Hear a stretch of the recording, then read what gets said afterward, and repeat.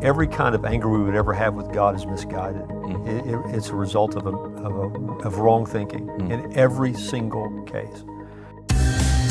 From Walking in Grace, this is the Straight Truth Podcast, Christian truths in an increasingly secular world.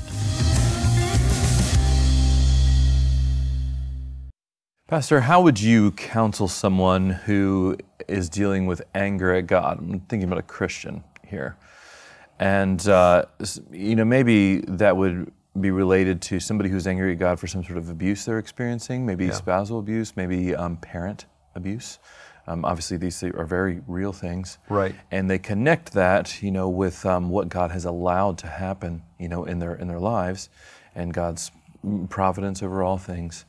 And that has driven them to really live an existence in which they are angry at God often. Maybe not every moment of the day, but often. Of course, they might be able to see God's graces here and there, but they're angry at God. And maybe even when they read the Bible, they think they're angry at God, or they talk to somebody else whose life seems to be so much better than their own, and it causes them to be angry at God.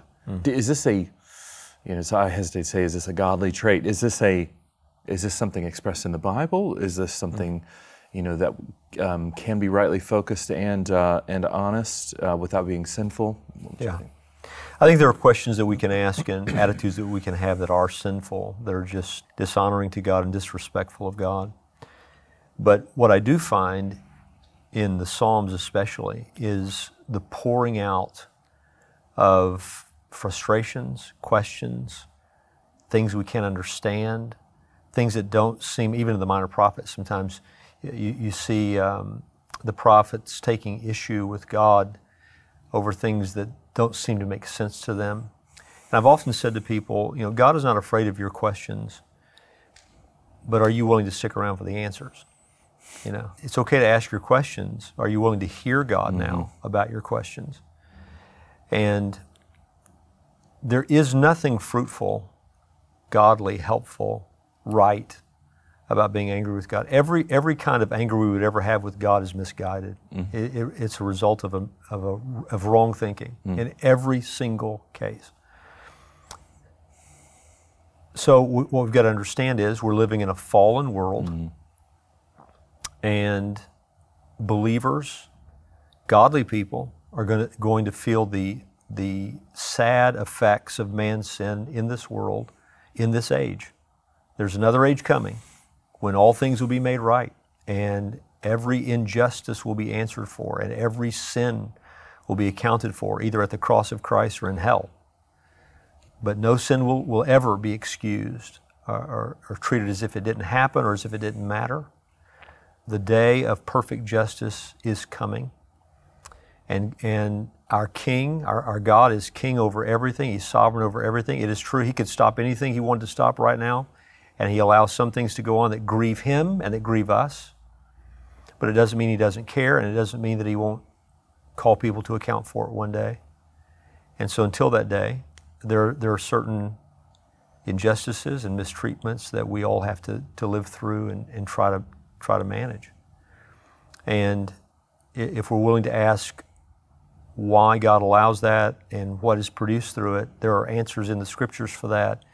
But none of those answers will satisfy us if we're not willing to trust Him. So if I'm not willing to trust God, if I don't believe that He is perfectly good and perfectly wise, if I don't believe Him about what I deserve versus what He's been willing to give me, what I deserve is nothing, what He gives is grace and mercy. If I'm not willing to see myself through that lens, then the answers of Scripture will never satisfy me.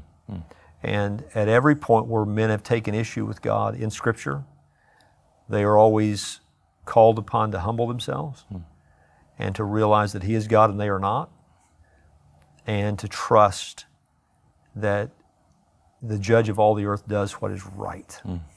So that's where I'm brought to. I'm not even beginning to pretend that I've lived through some of what this kind of question would represent. There are people living through things. My heart breaks for them. I hate that they have ever had to live through it. But I know this, that God is absolutely trustworthy, and He has answers for you in His Word, but you've got to be willing to hear those answers. I've never found anyone and I know this to be something for certain, if you reject His answers and you persist in your anger, it will not go well for you. So it's not even helping you to countenance the idea that you have a right to be angry with God. It's not helping you. It's fruitless. So I would say humble yourself, go to the Scriptures, hear His answers, believe them, and above all those answers relate to this, believe Him. Right? Trust the character of God as He reveals Himself in Scripture, and know that He cares for you. Is it ever right to complain to God about your circumstances? Like I said, I think what we see in the Psalms, and I so love this, is God allows His people.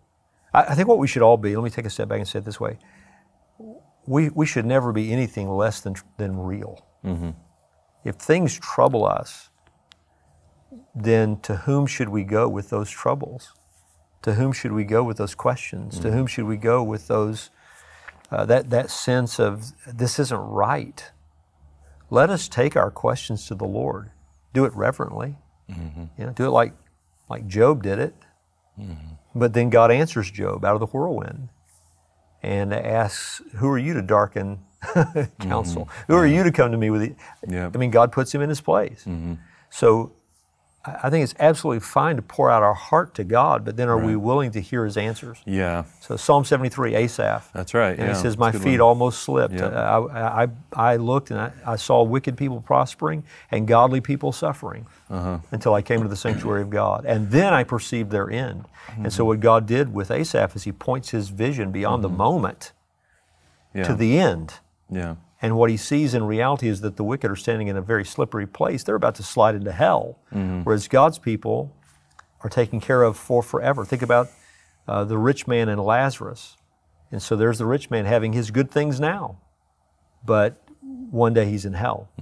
And Lazarus in Abraham's bosom, having suffered on this earth, but now he's in a place of everlasting blessing. So these momentary light afflictions will one day be replaced with a weight of glory that is not worthy to be even compared to whatever we go through right now. And if we can see that and believe that, then we know, and God's at work even in our sorrows right now to produce everlastingly good things in our lives. Whatever we've been through that has broken our heart and grieved our lives, if we'll look to the Lord, He can take what Satan means for harm, what Satan means for evil, and He can turn that into something that's good for us. But none of that takes place outside the realm of trust. So am I willing to trust the God who's revealed His character to me in Scripture, and His character is perfectly good? I think the Psalms is a good example there, because I don't think you ever really find the Psalms, the authors of the Psalms like Asaph and David, you find them without a kind of resolve in God's plan. You often see a kind of complaint to God, but not a complaint with God. Right. And then there's usually the resolution or the internal resolve. Why are you cast down on my soul? Hope in God. There is a kind of resolve, and this is still God's plan. He has heard my complaint.